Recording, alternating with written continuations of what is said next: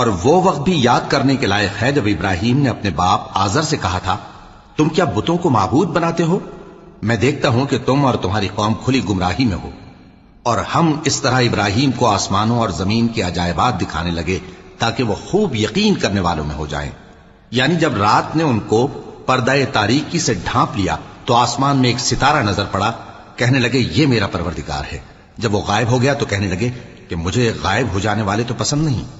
پھر جب چاند کو دیکھا کہ چمک رہا ہے تو کہنے لگے یہ میرا پروردگار ہے۔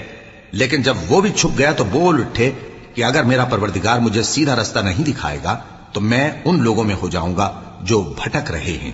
پھر جب سورج کو دیکھا کہ جگمگا رہا ہے تو کہنے لگے میرا پروردگار یہ ہے، یہ سب سے بڑا ہے۔